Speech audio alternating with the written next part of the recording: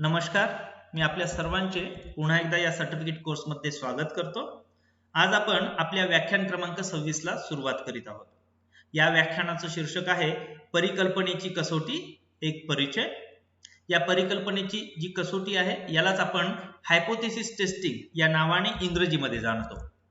या व्याख्यानाचे जे उद्दिष्ट आहे ते उद्दिष्ट म्हणजे अनुमानात्मक संख्याशास्त्रामधील परिकल्पनेची कसोटी तपासण्यासाठीच्या ज्या पायऱ्या आहेत त्या पायऱ्यांची ओळख आपल्या सर्वांना करून देणे. प्रत्यक्षात त्या पायऱ्यांकडे जाण्यापूर्वी आपण अतिशय थोडक्यात सॅम्पल स्टॅटिस्टिक आणि पॉप्युलेशन पॅरामीटर या दोन संकल्पनातील भेद जाणून घेऊ. या संकल्पनांविषयीची अगदी थोडक्यात चर्चा आपण पहिल्या आठवड्यातील एका विशिष्ट अशा व्याख्यानामध्ये सुद्धा केलेली आहे. सॅम्पल स्टॅटिस्टिक आणि पॉप्युलेशन पॅरामीटर याच्यामध्ये काय भेद आहे तर तो म्हणजे ज्या काही वेगवेगळ्या सांख्यिकीय संकल्पना आहेत त्या आपण जेव्हा समष्टीच्या बाबतीत संदर्भाने बोलत असतो तेव्हा आपण त्यांना वेगळ्या विशिष्ट अशा चिन्हांनी ओळखतो. तर जेव्हा आपण त्याच संकल्पना नमुन्यांच्या संदर्भाने बोलत असतो तेव्हा आपण त्यांना वेगवेगळ्या चिन्हांनी आपण दर्शवित असतो किंवा त्यांना ओळख देत असतो. उदाहरणार्थ जर आपण एकूणच समष्टीचा जो काही आकार आहे त्याविषयी आपण भाष्य करत असू तर आपण जे चिन्ह वापरतो किंवा जे आद्याक्षर वापरतो ते असतं कॅपिटल एन. तेच जर आपण नमुना आकार, नमुन्यांचा आकार याविषयी आपण भाष्य करत असू तर तिथे आपण स्मॉल एन चा वापर करतो. जर आपण गणित मध्याचा विचार करत असू तर समष्टी प्राचलाच्या संदर्भाने आपण हे चिन्ह वापरतो की ज्या चिन्हाला आपण म्यू या उच्चाराने ओळखतो. तर जर आपण नमुन्यांवरती जर गणित मध्य काढत असू तर आपण इथे एक्स बारने त्यांना ओळखतो. तसंच स्टँडर्ड डेव्हिएशनच्या बाबतीत आहे की जिथे आपण पॉप्युलेशनला जर स्टँडर्ड डेव्हिएशन काढत असू तर आपण सिग्मा या चिन्हाने त्याची ओळख आपण करतो.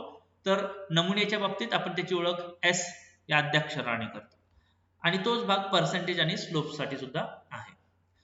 हे केवळ ज्या पद्धतीने यांना दर्शविले जातं तो भाग वेगळा आहे. थोडाफार त्यांचे फॉर्म्युला, त्यांची जी सूत्र असतात त्यामध्येही थोडाफार फरक पडतो, परंतु या प्रत्येकाचा जो अर्थ आहे तो अर्थ पॉप्युलेशन साठी सुद्धा सारखाच आहे आणि त्या सॅम्पल साठी सुद्धा सारखाच आहे. मला आशा आहे की तुम्हाला नमुना फल आणि समष्टी प्राचल पॉप्युलेशन पॅरामीटर यातील भेद लक्षात आला असेल. आता ही जी काही परिकल्पनेची कसोटी असते त्याच्यामध्ये नेमकं काय होत असतं ते त्याचा एकदा आपण आढावा घेऊया. अनुमानात्मक संख्याशास्त्रामध्ये आपण समग्राविषयी म्हणजेच पॉप्युलेशन विषयी एखादा दावा करतो किंवा परिकल्पना मांडतो, त्याला हायपोथेसिस असं आपण म्हणतो. समजा जर आपण असं म्हटलं की महाराष्ट्रामधील ज्या काही मुली आहेत की ज्या उच्च शिक्षण घेत आहेत, खास करून ग्रॅज्युएशनच्या मुली आहेत, त्यांचं हिमोग्लोबिनची लेवल याच्याविषयी आपण एखादी एक दावा केला की जसं की 10 ग्राम पर डेसिलिटर. एकूणच आपण इथं समग्राविषयी एक विशिष्ट असा दावा केलाय. हा दावा केल्यानंतर आपण काही नमुन्यांची निवड करतो की जे नमुने संपूर्ण समग्राच्या गुणवैशिष्ट्यांना व्यक्त करतात. मग आपण काय करतो, आपण प्रत्येक एका विद्यार्थिनीकडे तर जाऊ शकत नाही, म्हणून आपण काही सॅम्पल्स कलेक्ट करतो आणि त्या सॅम्पल पासून आपण काही माहिती घेतो. ही माहिती घेतल्यानंतर आपण नमुना फल, ज्याला आपण सॅम्पल स्टॅटिस्टिक म्हणतो, ते प्राप्त करतो. सॅम्पल स्टॅटिस्टिक म्हणजे काय तर फॉर एक्झाम्पल आपण गणित मध्य काढतो किंवा स्टँडर्ड डेव्हिएशन काढतो किंवा इतरही अनेक गोष्टी काढतो. या सर्वांना आपण सॅम्पल स्टॅटिस्टिक म्हणूया. सध्या इथं आपण सॅम्पल स्टॅटिस्टिकचं उदाहरण म्हणून या गणित मध्याला गृहीत पकडणार आहोत, लक्षात घेणार आहोत. आता जे काही प्राप्त नमुना फल आहे ज्याला आपण सॅम्पल स्टॅटिस्टिक म्हणतो आणि जे काही परिकल्पित समष्टी प्राचल आहे ज्याला इथं आपण म्यू म्हटलेलं आहे, या दोघांमध्ये लक्षणीय फरक आहे किंवा नाही याची पडताळणी आपण करतो आणि ही पडताळणी करणे म्हणजेच परिकल्पनेची कसोटी होय, हायपोथेसिस टेस्टिंग होय. आता ही जी पडताळणी आहे ही पडताळणी करण्याकरिता आपण विशिष्ट अशा कसोटी नमुना फलाचा किंवा चाचणीचा, ज्याला आपण इंग्रजीमध्ये टेस्ट स्टॅटिस्टिक म्हणतो, की या टेस्ट स्टॅटिस्टिक्स म्हणजे वेगवेगळ्या पद्धती आहेत की ज्याच्यामध्ये Z test, T test, F test, chi square test इत्यादी अशा वेगवेगळ्या टेस्टचा आपण वापर करतो. मग या टेस्ट स्टॅटिस्टिक्सच्या आधारे जे काही मूल्य आपल्याला प्राप्त होतं, समजा आपल्याला झेड टेस्टमध्ये एखादं मूल्य प्राप्त झालं तर त्याला आपण ह्या झेड स्टॅट अशा याने व्यक्त करतो. जसं की आपण केंद्रीय प्रवृत्तीमध्ये गणित मध्ये एक्स बारने दर्शवितो, तसं इथलं हे टेस्ट स्टॅटिस्टिक्सचं मूल्य झेड स्टॅटने आपण दर्शवितो. या दुसऱ्या पद्धतीतलं जे काही मूल्य आहे त्याला आपण टी स्टॅट ने दर्शवितो. एफ टेस्ट मधलं जे मूल्य आहे त्याला आपण एफ स्टॅट ने दर्शवितो. ह्या वेगवेगळ्या टेक्निकल बाजू आहेत, बरोबर आहे. एकंदरीत परिकल्पनेच्या कसोटीमध्ये आपण काय करतो, एक आपण हायपोथेसिस मांडतो, सॅम्पल डेटा घेतो, त्यातनं एक आपण सॅम्पल स्टॅटिस्टिक काढतो, त्यानंतर आपण उपलब्ध टेस्ट स्टॅटिस्टिक पैकी विशिष्ट टेस्ट स्टॅटिस्टिकची निवड करतो आणि सरते शेवटी, फक्त आता ते काढल्यानंतर काम झालं असं नाही, सरते शेवटी जे काही आपण तुमचं टेस्ट स्टॅटिस्टिक तुम्ही प्राप्त केलेलं आहे त्याच्या आधारे पुढे जाऊन आपण काही एक निकष आहेत, त्या निकषांच्या आधारे, त्यातल्या त्यात हे 2 निकष महत्वाचे आहेत, एकूण 3 निकष आहेत, त्यातल्या 2 निकषांवरती आपण जास्त काम करणार आहोत. एक आहे क्रिटिकल व्हॅल्यू, दुसरा आहे पी व्हॅल्यू. तर त्यांना अनुसरून तुमचं क्रिटिकल व्हॅल्यू आणि पी व्हॅल्यू या हे कमी किंवा जास्त आहेत या व्हॅल्यूला अनुसरून, त्याच्या आधारे आपण ते निकषांच्या आधारे आपण मूळ परिकल्पना नाकारतो किंवा नाकारत नाही. आता मूळ परिकल्पना म्हणजे काय किंवा हे निकष नेमके काय आहेत, ह्या सर्व गोष्टींची चर्चा आपल्याला आजच्या या व्याख्यानामध्ये करायची आहे.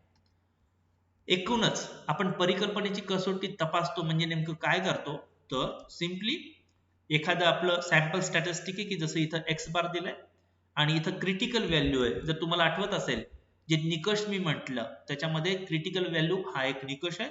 या क्रिटिकल व्हॅल्यूच्या जर तो उजवीकडे असेल, जर तो जास्त असेल या निकषापेक्षा, तर हा रिजेक्शन रिजन मध्ये पडत असल्यामुळे आपण नल हायपोथेसिस रिजेक्ट करतो.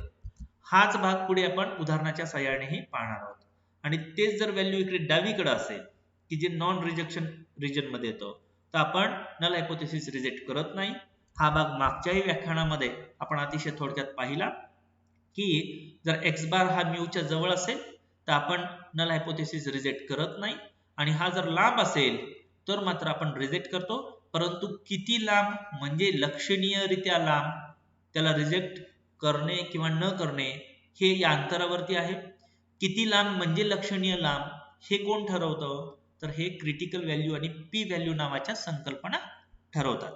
जर आपण सॉफ्टवेअर्स मध्ये गेलो, MS एक्सेल असेल, SPSS असेल, त्यामध्ये हे सर्व मूल्य आपल्याला कोणत्याही सूत्राचा वापर न करता केवळ विशिष्ट अशा प्रोसेसचा अवलंब करून हे दोन्हीही मूल्य आपल्याला प्राप्त होतात.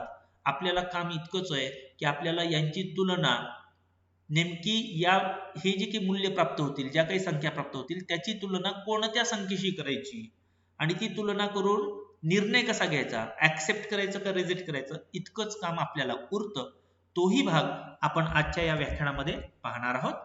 आपण प्रयत्न करूया की जर आपण मॅन्युअली म्हणजे स्वतः हाताने एखाद्या कागदावर आपल्याला हायपोथेसिस टेस्ट कसं करायचं ते आधी समजून घेऊ, आणि नंतर सॉफ्टवेअरच्या सहाय्याने कसं आपण ते करू शकतो. कारण सॉफ्टवेअरच्या सहाय्याने खूप सोपं आहे, पण तरीही मॅन्युअली एकदा प्रक्रिया समजली म्हणजे आपल्याला त्याला अर्थ द्यायला खूप पुढे सोपं होऊन जातं.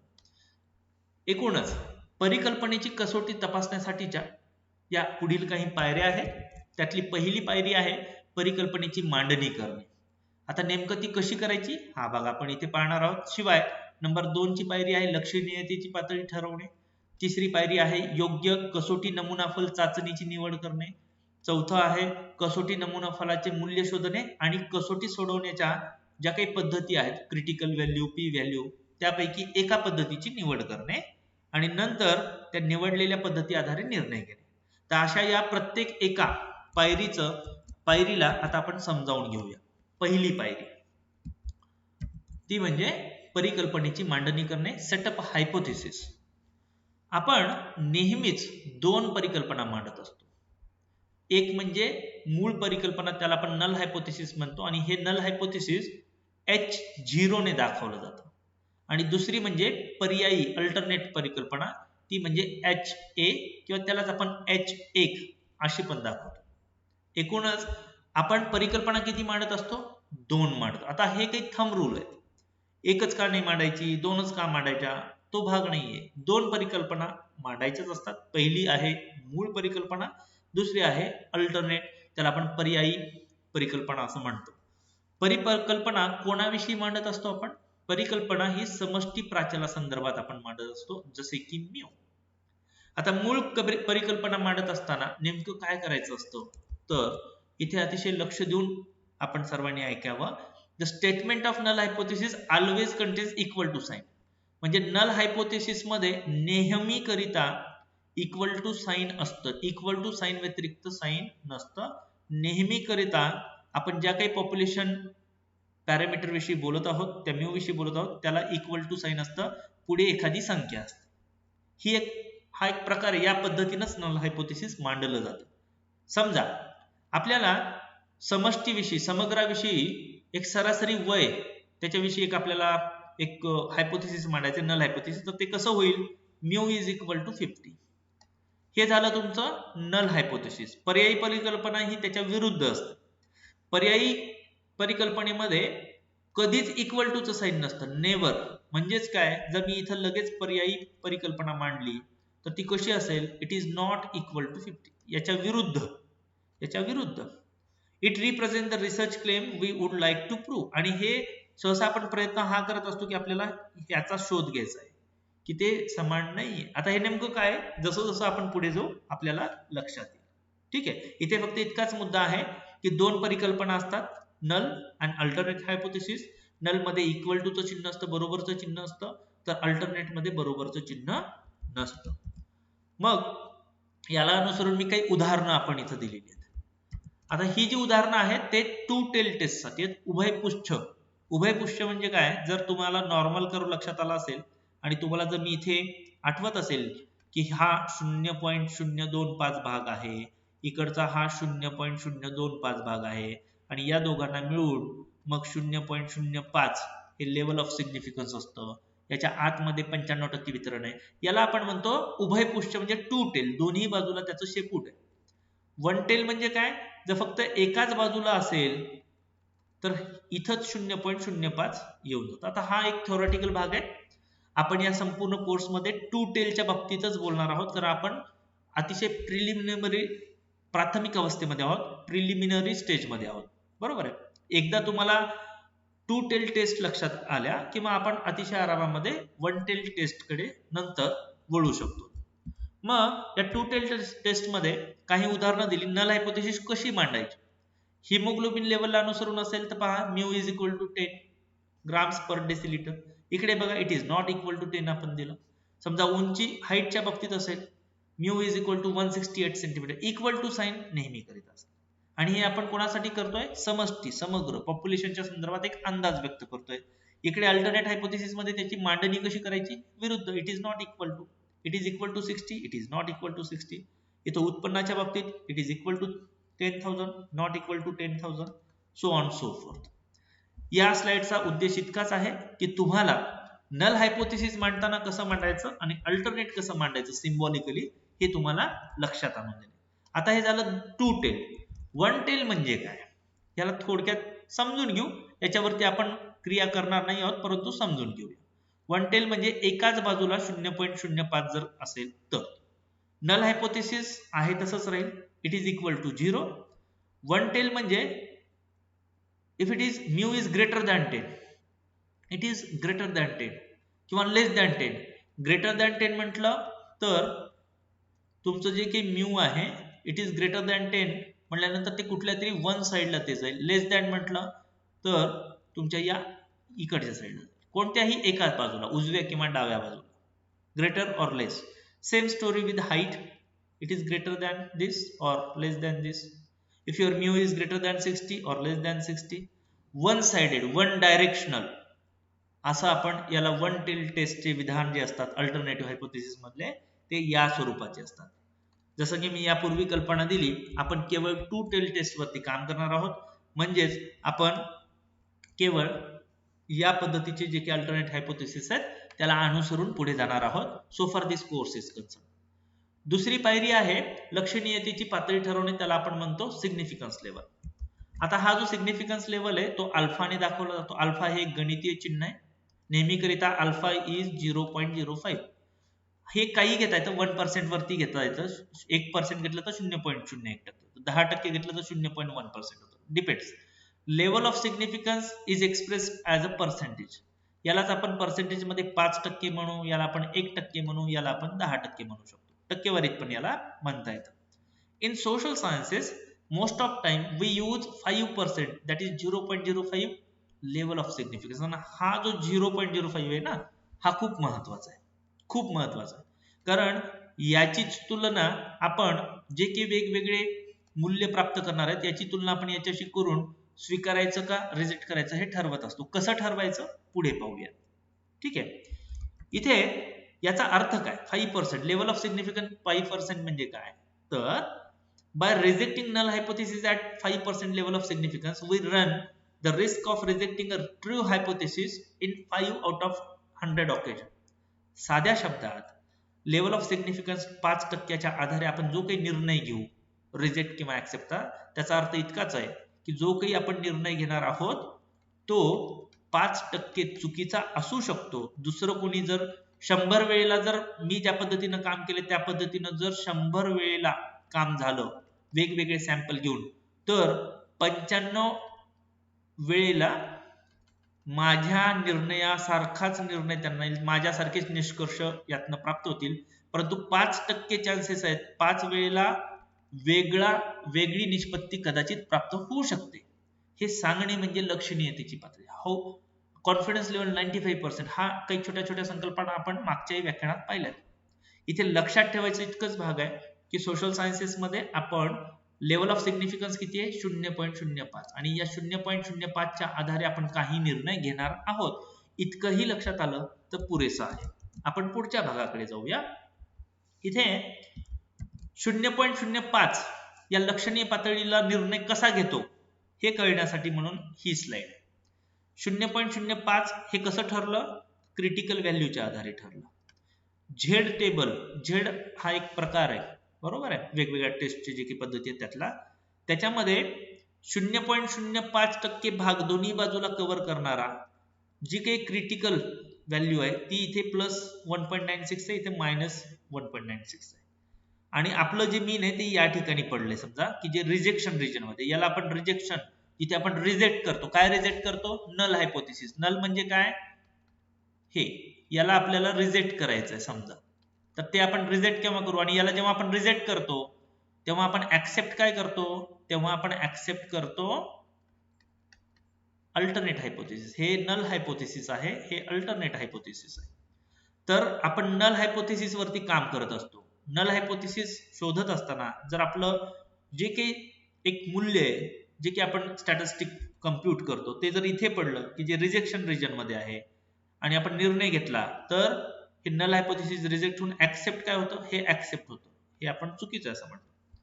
सोप्या शब्दात sample statistic in this region, ह्या इथल्या किंवा इथल्या कोणत्याही भागामध्ये जर ते पडत असेल, sample statistic in this region tells us that there is significant difference from mu at 5% level of significance. याचा अर्थ इतकाच होतो की 5% लक्षणीय पातळीवरती या म्यू पासून याचं अंतर लक्षणीय आहे, लक्षणीय अंतर आहे, सिग्निफिकंट डिफरंट आहे, लक्षणीय फरक आहे, लक्षणीय भेद आहे. वेगवेगळे शब्द वेगवेगळे, फक्त इतकंच की जे आपलं म्यू इज इक्वल टू 100 आहे, now this is not equal to 100. So this is the way. हे काही टेक्निकल बाजू आहे, आपण पुढे चालून काही उदाहरणं पाहणार आहोत, त्यामध्ये आपल्याला लक्षात येईल. पुढची पायरी जी आहे ती आहे योग्य कसोटी नमुनाफल चाचणीची निवड करणे, म्हणजे सिलेक्ट अप्रोप्रिएट टेस्ट स्टॅटिस्टिक. वेगवेगळ्या टेस्ट स्टॅटिस्टिक्स उपलब्ध आहेत, त्यामध्ये झेड टेस्ट आहे, टी टेस्ट आहे, काय स्क्वेअर, एफ टेस्ट, बरोबर आहे. परंतु याच्यातली कोणती निवडायची हे कशावर अवलंबून आहे, तर हे तुमच्याकडे जे चल आहे ते चल कशा स्वरूपाचं आहे, त्याचे वैशिष्ट्य काय आहेत, आणि या प्रत्येकाची टेस्ट करताना त्या आपल्या आकडेवारीमध्ये काही वैयक्तिक गुणधर्म असले पाहिजे, त्याच्या आधारेच आपल्याला करता येतं. म्हणजे काय, झेड टेस्ट आपल्याला तेव्हाच काढता येते जेव्हा आपल्याला समग्राचं स्टँडर्ड डेव्हिएशन माहिती असतं. समग्राचं स्टँडर्ड डेव्हिएशन म्हणजे काय, तर आपण एक उदाहरण बघू. जसं की मी पूर्वी पण म्हटलं, आपण विद्यार्थिनींचं हिमोग्लोबिन लेवल याच्यावरती काम करत आहोत. सॅम्पल घेऊया मान्य, परंतु आपल्याला समग्र प्रत्येक एका मुलीचं डेटाच्या आधारे आपल्याला स्टँडर्ड डिव्हिएशन माहित असेल का? स्टँडर्ड डिव्हिएशन म्हणजे काय तुम्हाला आठवत असेल, या मीन पासून म्यू पासून प्रत्येक एका व्हॅल्यूचं अंतर. संपूर्ण समग्राचं स्टँडर्ड डिव्हिएशन आपल्याला कधी माहिती होईल का? सहसा आपण कशावरती काम करत असतो? आपण सॅम्पल वरतीच काम करत असतो, नमुन्यांवरती. त्यामुळे जर पॉप्युलेशन स्टँडर्ड डिव्हिएशन माहित असेल तर आणि तरच आपण झेड स्टॅटचा वापर करत असतो. दुसरी कंडिशन आहे सॅम्पल साईज किंवा त्याची साईज, त्या पॉप्युलेशनची साईज 30 पेक्षा जास्त असावी वगैरे. ठीक आहे. मुळात हा एक थेरॉटिकल भाग आहे. सहसा आपण झेड स्टॅटचा वापर करत नाही प्रॅक्टिकल याच्यामध्ये. आपण कशाचा वापर करतो? आपण टी स्टॅट, काय स्क्वेअर, एफ स्टॅट यांचा वापर करत असतो. इथे त्याच्या सूत्ररूपात पण बघितलं स्टँडर्ड डिव्हिएशन कसं काढतो आपण, तर आपल्याला एक्स मधील प्रत्येक मूल्य माहित पाहिजे आणि या प्रत्येक मूल्याचं अंतर आपण त्या मीन पासून काढत असतो. आणि हा भाग आपण स्टँडर्ड डिव्हिएशन किंवा डिस्क्रिप्टिव्ह स्टॅटिस्टिक्स मध्ये सुद्धा पाहिलाय. इथे लक्षात इतकंच ठेवायचं आहे की झेड स्टॅट हे थोडंसं थेरॉटिकल आहे, प्रत्यक्षात आपण याचा वापर करत नाही. मग आपण वापर कशाचा करतो? T stat. टी स्टॅट मध्ये जरी स्टँडर्ड डिव्हिएशन माहित नसेल तरी सुद्धा आपण सॅम्पलच्या स्टँडर्ड डिव्हिएशनच्या आधारे आपण पुढे जातो, कारण टी स्टॅट हे सॅम्पल वरती काम करतो. शिवाय इथे सॅम्पल साईज ही 30 पेक्षा जर कमी असेल तरी आपण टी स्टॅटचा वापर करू शकतो. आता याचा अर्थ असा आहे का की माझं n जर समजा 100 आहे किंवा n 300 आहे तर टी स्टॅट वापरायचं का? का नाही वापरायचं? कारण इथं तर नियम आहे ना 30 पेक्षा कमी असतील तरच टी स्टॅट, असं नाहीये. या वाक्याचा अर्थ इतकाच आहे की 30 पेक्षा कमी असेल तरी तुम्ही टी स्टॅट वापरू शकता, परंतु जर 30 पेक्षा कमी असेल तर इथे बघा झेड स्टॅट साठी काय म्हणले, 30 पेक्षा जास्तच पाहिजे. इथं 30 पेक्षा कमी असतील तर झेड स्टॅट कम्प्युट करता येते, चुकीचे रिझल्ट प्राप्त होतात. इथल्या या लेस दॅन 30 चा म्हणजे कितीही छोटी सॅम्पल साईज असली तरी टी स्टॅट करता येतो, मोठा असलं तरी करता येतो. त्याचं कारण आहे की जसं जसं सॅम्पल साईज वाढत जाईल तसं टेंड towards the normal distribution. Normal distribution is Z distribution, म्हणजे टी डिस्ट्रीब्युशन हे झेड डिस्ट्रीब्युशन होतं. झेड डिस्ट्रीब्युशन हे आयडियल डिस्ट्रीब्युशन आहे. या खालच्या डिस्ट्रीब्युशनचा आधार हा आहे, परंतु हा थेरॉटिकल आहे. मग आपण काय करतो? आपण या वेगवेगळ्या टेस्टमध्ये काही गृहीतांच्या आधारे पुढे जात असतो, इतकाच तो विषय. एनीहाऊ सोप्या भाषेत आपण टी स्टॅटचा जास्त वापर करतो. आणि या कोर्समध्ये सुद्धा आपण याच्या टी स्टॅटला अनुसरून ज्या काही पद्धती आहेत त्यांची ओळख तुम्हाला करून देणार आहोत. काय स्क्वेअर सहसा वर्गीकरणात्मक चलांवरती काम करतं की ज्याच्यामध्ये तुमचं नाममात्र आणि जर क्रमिक चलन त्याच्यावरती काम करतं. एफ स्टॅट हे थोडंसं व्हेरिएबिलिटी, व्हेरियन्स वरती काम करतं. या सगळ्याचा अर्थ त्या संबंधित व्याख्यानात आपण पाहू. चलांचे प्रकार आणि परिकल्पनेची कसोटी. जसं की मी म्हटलं, आपल्याकडे जर एखादा आधार सामुग्री आहे तर डोळे झाकून कोणतं पण हायपोथेसिस टेस्टिंग आपण याला अप्लाय करू शकत नाही. सगळ्यात आधी आपल्याला हे तपासावं लागतं की माझी आधार सामुग्री, माझे चल कशा स्वरूपाचे. जर ते वर्गीकरणात्मक स्वरूपाचे असतील, कॅटेगोरिकल असतील की ज्याला आपण क्वालिटेटिव्ह गुणात्मक म्हणतो, तर काही वेगळे आपल्याला टेस्टात विशिष्ट असे वेगवेगळ्या चाचण्या आहेत. जर आपल्याकडे न्यूमेरिकल डेटा आहे, संख्यात्मक आहे, तर वेगळ्या चाचण्या आहेत. तर त्या वेळेला त्या चलांनुसार आपल्याला आपली चाचणी शोधावी लागते. आता कसोटी सोडवण्याच्या पद्धती, नेमकं हे आपण हायपोथेसिस जेव्हा टेस्ट करतो तर निकष काय आहेत? निकष, कसोटी सोडवण्याच्या पद्धती म्हणण्यापेक्षा कसोटी सोडवण्याचा निकष हाही शब्द अधिक जास्त उपयुक्त ठरेल. तर ते 3 निकष आहेत. 3 निकषांच्या आधारे पद्धती किंवा निकष, 3 निकषांच्या आधारे आपण हे ठरवतो. पहिला निकष आहे निर्णय मूल्य पद्धती, क्रिटिकल व्हॅल्यू अप्रोच. दुसरा आहे पी व्हॅल्यू पद्धती. तिसरा आहे कॉन्फिडन्स इंटरवल अप्रोच, विश्वास अंतराळ पद्धती.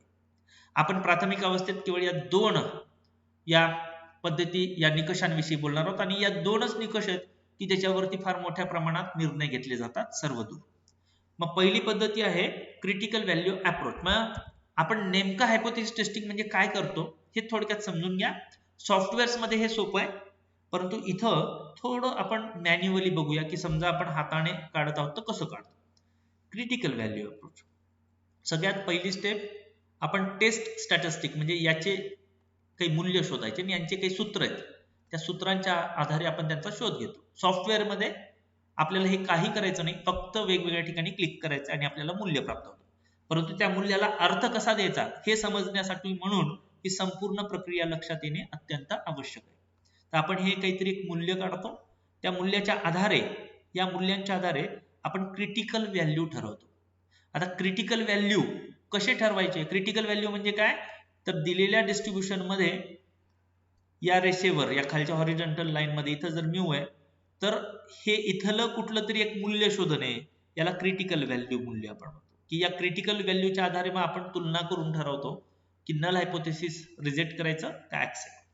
मग हे क्रिटिकल व्हॅल्यू कसं ठरवलं जातं, तर जे झेड टेस्ट आहे, या झेड टेस्ट साठी आपल्याला विशेष प्रयत्न करायची गरज नाही, कारण या झेड टेस्ट साठी ते डिसाइडेड आहे ऍट 5% लेवल ऑफ सिग्निफिकन्स. 5% लक्षणीय पातळीवर तुमचं जे म्यू पासूनची अप्पर क्रिटिकल व्हॅल्यू जी आहे ना, ती 1.96 आहे झेड मध्ये, आणि लोअर जी आहे ती -1.96 आहे. हे क्रिटिकल व्हॅल्यू आपल्याला इतकंच सांगतं की इकडे 0.025 इतकं वितरण आहे आणि इकडं 0.025 इतकं वितरण आहे. या दोघांना मिळून 0.05 इतकं होतं. हे 0.025, इकडे 0.025 इतकं वितरण, आणि या दोघांची जर बेरीज केली तर 0.05 इतकी लेवल ऑफ सिग्निफिकन्स, लक्षणीय पातळी आहे, इतकाच त्याचा अर्थ आहे.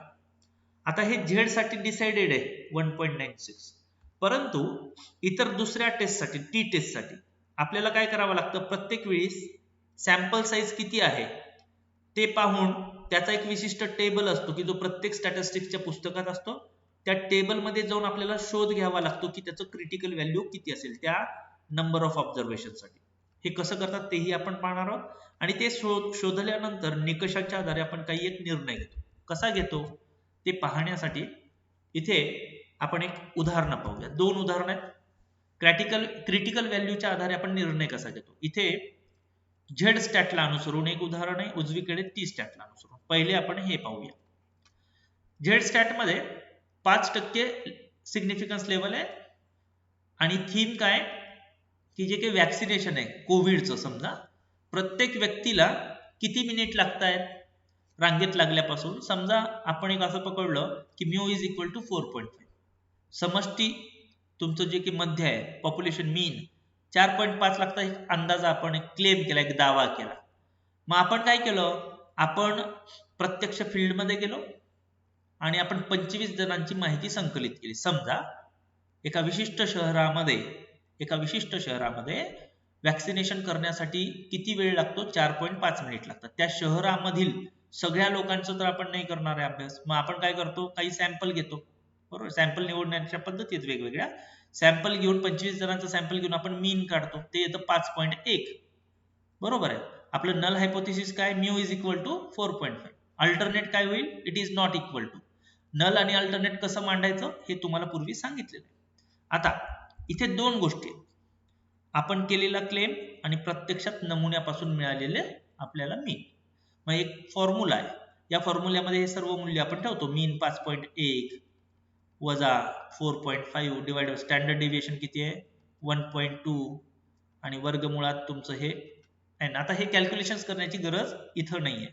इथे स्टँडर्ड डेव्हिएशन कुणाचं माहिती आहे, याचं, हे सरकारनं दिलेला डेटा आहे. समजा की सरासरीने इतक्याच वेळेत व्हायला पाहिजे रांगेत लागल्यापासून, आणि फार फार तर 1.2 मिनिट कमी जास्त चालू शकतो, असं काहीतरी कुठंतरी गव्हर्नमेंट रिपोर्ट मध्ये आहे. त्या आधारावरती आपण पुढे जातो.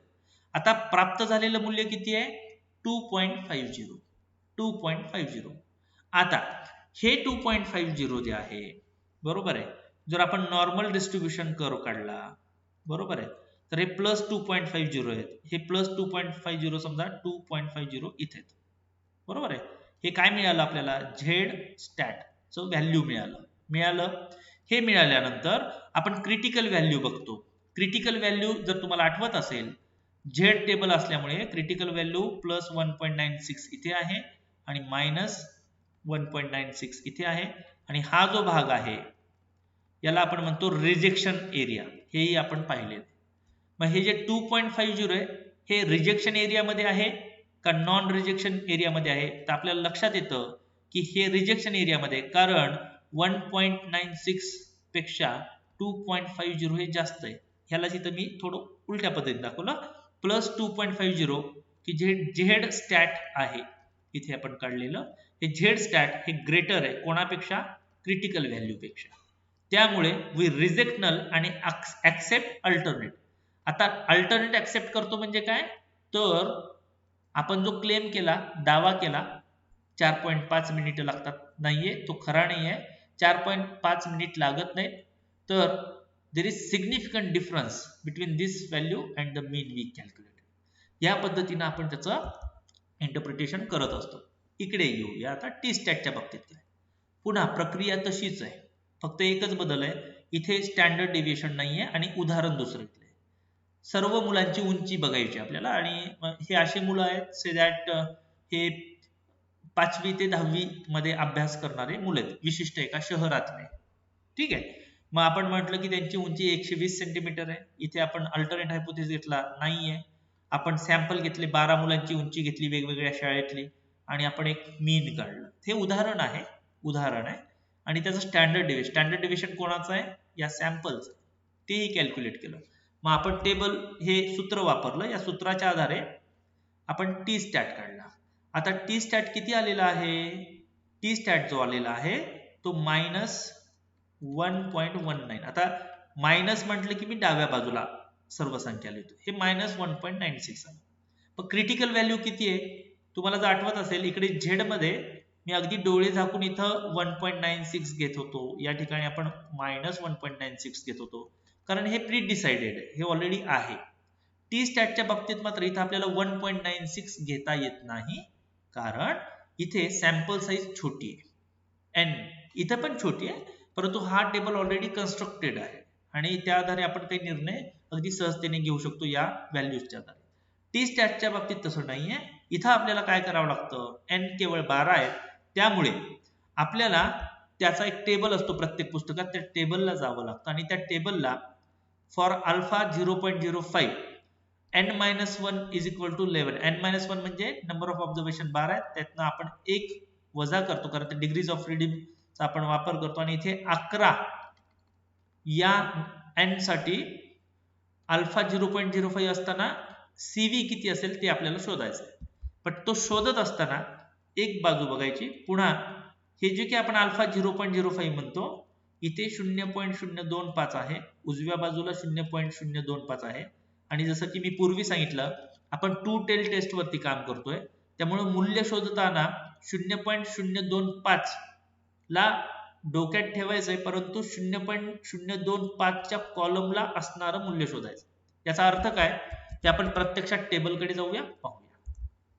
मला जे सांगायचं होतं, जे n आहे, n-1 आपलं 11 आलेलं आहे, तर या रो मध्ये आपल्याला टी 0.025 या कॉलमला ही जी संख्या आपल्याला प्राप्त होते 2.20 ती आपल्याला शोधायची. असं का केलं आपण हे 0.05 का नाही घेतले, तर केवळ 0.05 घेतले तर ते एकाच साईडला 0.05 याचं वितरण दर्शवितो. आपण 2 टेल टेस्ट मध्ये आहोत, 2 उभय पुच्छ स्वरूपाच्या या टेस्ट मध्ये आहोत, त्यामुळे इकडे आपल्याला 0.025 आणि इकडे 0.025 दोन्ही बाजूला 0.025 इतका एरिया कव्हर करणारं या n-1 11 इतक्या ऑब्झर्वेशन साठीच क्रिटिकल व्हॅल्यू आहे 2.201 प्लस, आणि इकडे -2.201. तुम्हाला आशा आहे तुम्हाला लक्षात आलं की 0.025 याचं इथे काय महत्व आहे. मग आता परत आपण पुढे जाऊ, इथे आपण तोच भाग जो आहे आकृतीत पण दाखवणार आहे. पूर्वी इथे आपण थोडंसं परत पाठीमागे जाऊया आणि बघूया या टी स्टॅट्स साठी, बरोबर आहे, टी स्टॅट साठी आपलं जे काही क्रिटिकल व्हॅल्यू आहे ना, ते किती आले, +2.201. इथे अल्फा 0.05 असताना या 11 तुमच्या n-1 साठी वी कम्प्युटेड क्रिटिकल व्हॅल्यू. आता हा जो क्रिटिकल व्हॅल्यू आहे तो कुठे स्टँड करतो, तर त्यासाठी पुन्हा ही आपण आकृती काढली. सपोज इकडे हे -2.20 आहे आणि हा क्रिटिकल व्हॅल्यू आहे, बरोबर आहे, आणि आपलं रिजेक्शन रिजन या ठिकाणी आहे. परंतु आलेलं व्हॅल्यू काय टी स्टॅटचं, -1.19. ते कुठे येईल, ते डाव्या बाजूला येईल का उजव्या बाजूला येईल, -1.19 हे -2.20 पेक्षा छोटं आहे, ते इकडे येईल कारण आपण शून्याकडे जातो ना इकडे, बरोबर आहे. तर हे व्हॅल्यू 1.19 मायनस इकडे येईल म्हणजे नॉन रिजेक्शन रिजन मध्ये पडेल. ते या रिजन मध्ये आहे का? नाही, या रिजन मध्ये नाहीये, तो उजव्या बाजूला आहे, इकडे पडलेले. त्यामुळे जेव्हा जेव्हा तुमचं टी स्टॅट हे तुमच्या क्रिटिकल व्हॅल्यू पेक्षा मायनस टी स्टॅट, मायनस हा महत्वाचं चिन्ह आहे, हा टी स्टॅट कमी आहे सीव्ही पेक्षा, मायनस सीव्ही पेक्षा, देन आपण असं म्हणूया की डू नॉट रिजेक्ट नल. हे आपण आकृतीच्या सहाय्याने जेव्हा बघू आपल्याला आणखीन चांगल्या पद्धतीने लक्षात येईल. आकृतीसाठी इथे आपण सगळ्यात आधी झेड स्टॅट ची तुलना करू. जर तुम्हाला आठवत असेल, हा क्रिटिकल व्हॅल्यू आहे, बरोबर आहे. हा क्रिटिकल व्हॅल्यू किती आहे? हा क्रिटिकल व्हॅल्यू तुम्हाला 0.025 दोन्ही बाजूला हे करतो. या क्रिटिकल व्हॅल्यूच्या तुलनेत ही संख्या कुठे?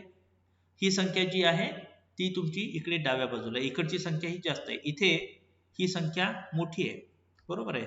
या साईडला दिस इज ग्रेटर दॅन दिस, इथे मात्र 1.96 हे क्रिटिकल व्हॅल्यू जास्त आहे. परंतु कोण कोणापेक्षा जास्त आहे यापेक्षा महत्वाचं हे आहे की झेड स्टॅटचं जे मूल्य आहे ते दोन्ही बाजूला कुठं पडतं, तर ते क्रिटिकल व्हॅल्यूच्या या रिजेक्शन रिजन मध्ये पडतं. त्यामुळे आपण रिजेक्ट करतो नल हायपोथेसिस. आणि मुद्दामून आपण या टी स्टॅटच्या बाबतीत जे उदाहरण घेतलं ते नॉन रिजेक्शन रिजनचं घेतलं. आणि इथं आपल्याला असं लक्षात येतं की जी की क्रिटिकल व्हॅल्यू आहे, ही क्रिटिकल व्हॅल्यू काढण्यासाठी, शोधण्यासाठी आपल्याला टेबलला जावं लागलं आणि तिथं शोधावं लागलं. निश्चितच हे मॅन्युअली करताना, स्वतः आपण जेव्हा हाताने करतो गणित तेव्हा. सॉफ्टवेअर मध्ये हे सर्व प्रकार करण्याची गरज नाही. इथे बघा, हे जे मूल्य आहे मित्रांनो, हे इकडे उजव्या बाजूला आहे, ग्रेटर दॅन, आणि हे नॉन रिजेक्शन रिजन मध्ये. त्यामुळं इथे आपण हायपोथेसिस, नल हायपोथेसिस हे रिजेक्ट करू शकत नाहीत. या पद्धतीने आपण मांडणी करत असतो. पुढच्या भागाकडे जाऊया. नाव कसोटी सोडवण्याच्या ज्या पद्धती आहेत त्याच्यामध्ये आपण जी पहिली पद्धती आहे क्रिटिकल व्हॅल्यू अप्रोच, ते आपण पाहिली. क्रिटिकल व्हॅल्यू अप्रोच आपण कसा शोधतो, त्याच्या आधारे आपण निर्णय कसा घेतो ते आपण पाहिलं. आता दुसरी अप्रोच आहे पी व्हॅल्यू अप्रोच. याच्यामध्ये आपण सगळ्यात आधी पुन्हा ह्या स्टेप सेम आहेत, झेड स्टॅट आणि टी स्टॅट काढतो. दुसरी स्टेप फक्त बदलते, आपण पी व्हॅल्यू कम्प्युट करतो. आणि हा जो डिसिजन रूल आहे हा सोपा आहे. जसं पूर्वीच्या याच्यामध्ये झेड स्टॅट साठी तुम्हाला हे फिक्स आहे 1.96, बरोबर आहे. परंतु टी साठी मात्र प्रत्येक वेळेला आपल्याला त्याच्या टेबलला जावं लागेल, तिथे बघावं लागेल यांच्या आधारे की क्रिटिकल व्हॅल्यू काय, म्हणजे ते थोडंसं किचकट प्रकार आहे. पी व्हॅल्यूच्या बाबतीत मात्र एक सोपं आहे कार्यक्रम. तो कार्यक्रम हा सोपा आहे की इथे पी व्हॅल्यू जर कमी असेल, पी व्हॅल्यू हा जो काही आहे जर कमी असेल कशापेक्षा, अल्फा, अल्फा काय, लेवल ऑफ सिग्निफिकन्स, याच्यापेक्षा कमी असेल तर आपण नल हायपोथेसिस रिजेक्ट करतो, अल्टरनेट हायपोथेसिस ऍक्सेप्ट करतो. आणि हा जर पी व्हॅल्यू हा 0.05 पेक्षा जास्त असेल, we do not reject null. आणि हे थंब रूल आहेत, हे लक्षातच ठेवायचे, पाठ करून ठेवा, कुठेतरी लिहून ठेवा, पाठ करून ठेवा. जर पी व्हॅल्यू म्हणजे काय, दिलेल्या गणितातून एक व्हॅल्यू आपण शोधतो, ते व्हॅल्यू या 0.05 पेक्षा कमी असेल, रिजेक्ट नल, ऍक्सेप्ट अल्टरनेट. आणि जर हे पी व्हॅल्यू जास्त असेल, डू नॉट रिजेक्ट नल. हे दोनच पद्धतीने आपण याचे निर्णय घेतो. कसे करायचे पुढे जाऊन बघूया मॅन्युअली. पुन्हा सेम गणित, minutes to vaccinate, 0.05 level of significance, हे तुमचं नल हायपोथेसिस दिलंय, इथे अल्टरनेट हायपोथेसिस दिलंय, हे सर्व मूल्य सारखे आहेत. हे झेड स्टॅट पर्यंतचा कार्यक्रम सगळा सेम आहे. इथपर्यंतचं मूल्य आपण शोधलं. ही पूर्वीची जी प्रक्रिया होती तीच प्रक्रिया इथे झेड स्टॅट शोधण्यापर्यंत आणि इथं टी स्टॅट शोधण्यापर्यंतची प्रक्रिया सारखी आहे क्रिटिकल व्हॅल्यू आणि पी व्हॅल्यू मध्ये. पुढे झेड टेबल मध्ये आपण probability of Z stat value below -2.50 शोधतो. याचा अर्थ काय, अर्थ समजून घ्या. इथे आपण पुन्हा ही आकृती काढूया. आणि जर तुम्हाला लक्षात आलं असेल, झेड स्टॅट आपण किती काढलेला आहे, 2.50. आता 2.50च्या या उजव्या बाजूला किती भाग हा उजव्या बाजूचा भाग कव्हर करतो या एकूण वितरणामध्ये, तर तो भाग आहे 0.0062. पण जसं की आपण सांगितलं इथे नॉट इक्वल टू चं चिन्ह आहे, त्याच्यामुळे हे टू टेल टेस्ट आहे, दोन बाजूची टेस्ट आहे, कुठल्याही बाजूला असू शकतो. बरोबर आहे. वन टेल असेल तर इथं ग्रेटर दॅन लेस दॅन हे चिन्ह येतात. टू टेल टेस्ट असल्या कारणाने हे प्लस 2.50 इकडे मायनस 2.50 होतात आणि या डाव्या बाजूला हा जो पोर्शन आहे 0.0062 इतका आहे. या दोघांची जर मी बेरीज केली 0.0062 आणि 0.0062 तर ती बेरीज किती ती 0.01. ठीक आहे, 0.0124. याचा अर्थ दिलेल्या वितरणातील जी काही प्रोबॅबिलिटी आहे की जिथं तुमचं मूल्य पडलंय ती किती आहे 0.0124, की जे तुमच्या या एकूणच 0.025 आणि इकडचे 0.025 या दोघांच्या बेरजेच्या 0.05 या दोघांची जर बेरीज केली 0.025 आणि 0.025 त्याची जी बेरीज आहे 0.05 याच्यापेक्षा ही संख्या छोटी आहे. म्हणजेच काय तर इथे आपल्याला असं लक्षात येईल की झेड स्टॅट साठीचा जो रिझल्ट आहे तो साधा पी व्हॅल्यू काय, ही पी व्हॅल्यू आहे, याला आपण पी व्हॅल्यू म्हणतो. आणि ही पी व्हॅल्यू सॉफ्टवेअर मध्ये तुम्हाला अतिशय आरामात सहजतेने मिळते. हे बाकीचं काहीही गणित करायची गरज नसते. ही पी व्हॅल्यू जर 0.05 पेक्षा छोटी असेल याला आपण अल्फा म्हणूया, याला आपण म्हणूया P value. P value if it is less than this we reject the null and accept the alternate.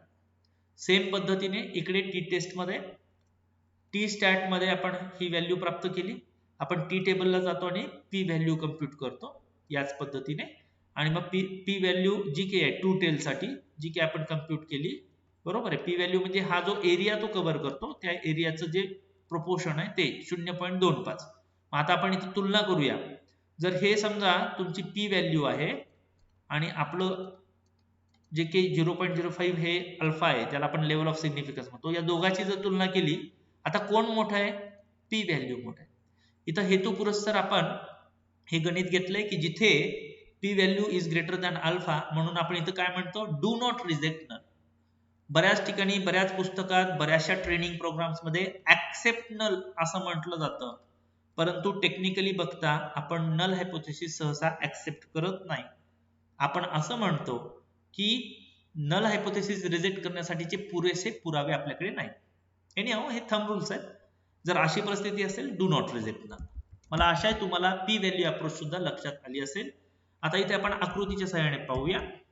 इथे तुम्ही बघू शकता झेड टेबल मध्ये हा प्लस 1.96 आणि मायनस 1.96 चा इकडचा भाग 0.025 इतका कव्हर करतो हा संपूर्ण, आणि इकडचा पण हा संपूर्ण, बरोबर आहे 0.025. दोघांची जर बेरीज केली तर 0.05 इतका तो भाग होतो. परंतु आपल्या झेड स्टॅटच्या आधारे आपण जे काही एक मूल्य शोधलं झेड स्टॅटचं, या झेड स्टॅटच्या मूल्याच्या आधारे आपण झेड टेबल मध्ये जाऊन हे काढलं की हा एरिया किती कव्हर करतोय तर 0.0062 दोन्ही बाजूचे, दोन्ही मिळून 0.012 होतं आणि हा भाग 0.05 पेक्षा छोटा असल्याने आपण काय म्हणतो रिजेक्ट नल ऍक्सेप्ट अल्टरनेट. तेच आपण जर या उजव्या बाजूला आलो तर उजव्या बाजूला इथे आपला जो टी स्टॅट आहे तो या ठिकाणी आहे प्लस 1.1908. ठीक आहे, आणि हा भाग तुमचा 0.05 ला दाखवतो पूर्ण भाग. ओके, आणि नाही हा नाही भाग, हा इथला हा जो भाग आहे दिस पार्ट. ठीक आहे, तर इकडचा हा जो भाग आहे that is 0.05, that is 0.05. This part is 0.025. परंतु प्रत्यक्षात टी स्टॅटच्या आधारे आपण या ठिकाणी लोकेशन आहे आपलं टी स्टॅटचं, आणि या टी स्टॅटच्या आधारे हा टोटल भाग जो आहे ना हा 0.12 आहे एका बाजूचा, दुसऱ्या बाजूचा एक 0.12, दोघांची बेरीज केल्यानंतर आलेलं मूल्य आहे 0.025.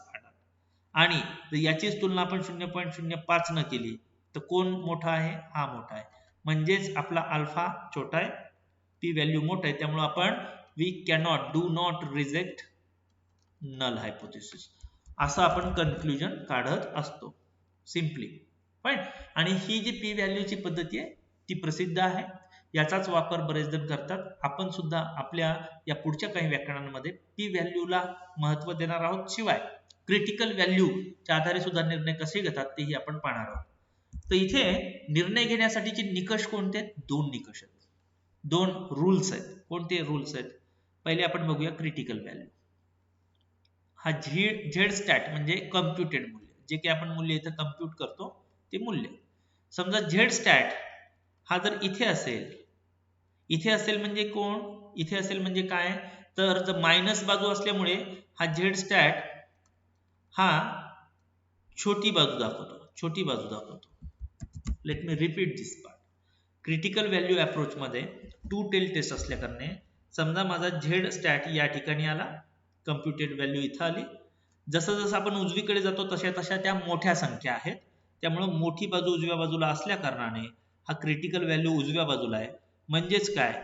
मायनस झेड स्टॅट हे जर मायनस क्रिटिकल व्हॅल्यूच्या डाव्या बाजूला असेल म्हणजेच लेस असेल तर आपण नल हायपोथेसिस रिजेक्ट करतो, कारण ती व्हॅल्यू या रिजेक्शन रिजन मध्ये. आता हा भाग, ही चौकट आपण लक्षात घेतली. आता उजवी बाजू लक्षात घेऊया.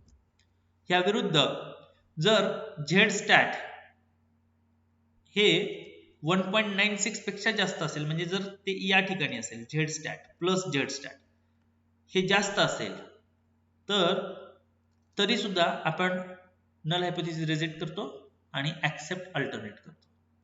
मला आशा आहे तुम्हाला लक्षात आलं. इथे जर 1.96 पेक्षा झेड स्टॅट जास्त असेल, जर Z stat minus Z stat इथं असेल तर हे पुढे या क्रिटिकल व्हॅल्यू पेक्षा, म्हणून आपण डू नॉट रिजेक्ट. तीच ही बाजू जर आपण ही चौकट बघितली तर झेड स्टॅट इथे प्लस झेड हे जर या क्रिटिकल व्हॅल्यू पेक्षा कमी असेल तरी आपण we do not reject the null. Fine. So these are the conditions. याला काळजीपूर्वक तुम्ही अभ्यासला पाहिजे. क्रिटिकल व्हॅल्यू मध्ये थोडंसं काळजीपूर्वक जावं लागतं. पी व्हॅल्यू मध्ये सोपं आहे. पी व्हॅल्यू मध्ये नियम सारखे आहेत. जर पी व्हॅल्यू, जी काही व्हॅल्यू आपण काढू ती 0.05 पेक्षा छोटी असेल, रिजेक्ट नल, ऍक्सेप्ट अल्टरनेट. आणि ती जर पी व्हॅल्यू जास्त असेल, डू नॉट रिजेक्ट नल. आणि हे दोन्ही कंडिशन सेम आहेत. टी स्टॅटच्या बाबतीत सुद्धा या पद्धतीनंच क्रिटिकल व्हॅल्यूचं आपण अनालिसिस करू शकतो, की नेमकं मूल्य हे इकडे पडतं का इथे असतं का ते इथे आतमध्ये कुठे असतं, त्याच्या आधारे आपण नल हायपोथेसिस रिजेक्ट करायचा का ऍक्सेप्ट करायचा याचा निर्णय आपण घेत असतो. एकंदरीत आजच्या व्याख्यानामध्ये आपण परिकल्पनेची कसोटी तपासण्यासाठीच्या ज्या वेगवेगळ्या पायऱ्या त्याचं अध्ययन केलं. प्रत्यक्षात जेव्हा आपण सॉफ्टवेअर मध्ये जाऊ, त्या सॉफ्टवेअर मध्ये या सर्व गोष्टी ह्या इनबिल्ट आहेत. केवळ कोणती चाचणी करायची ही ठरवावी लागतं आपल्याला. आपलं हायपोथेसिस नेमकं काय हे आपल्याला लक्षात ठेवावं लागतं. आणि जो निर्णय घेणं तर अत्यंत सोपं आहे, कारण सर्व मूल्य आपल्याला अगदी रेडीमेड स्वरूपात प्राप्त झालेले असतात. एकूणच ही प्रक्रिया MS Excel SPSS मध्ये कशी करायची हा भाग आपण पुढच्या काही व्याख्यानामध्ये अभ्यासणार आहोत. आपण आपल्या या व्याख्यानाच्या शेवटच्या भागाकडे जाऊया. जे काही हायपोथेसिस टेस्ट आहेत त्याचे 2 प्रमुख प्रकार समजले जातात. पहिला प्रकार प्राचलीय कसोटी पॅरामेट्रिक टेस्ट, आणि दुसरा प्रकार अप्राचलीय कसोटी, त्याला नॉन पॅरामेट्रिक टेस्ट म्हणतात. याचा अगदी बेसिक जो फरक आहे तो इतकाच आहे. जर तुम्हाला सर्वांना आठवत असेल, चलांचे आपण 2 प्रकार पाडतो, कॅटेगोरिकल, न्यूमेरिकल, किंवा डेटाचे 2 प्रकार करतो आपण, वर्गीकृत आणि संख्यात्मक. वर्गीकृत मध्ये पुन्हा आपण नाममात्र आणि क्रमिक चल म्हणतो. जर आपल्याकडे नाममात्र आणि क्रमिक चल असतील आणि त्यांच्यावरती आपल्याला हायपोथेसिस टेस्टिंग करायची असते तर त्या हायपोथेसिस टेस्टिंगला आपण अप्राचलीय किंवा नॉन पॅरामेट्रिक टेस्ट असं म्हणतो.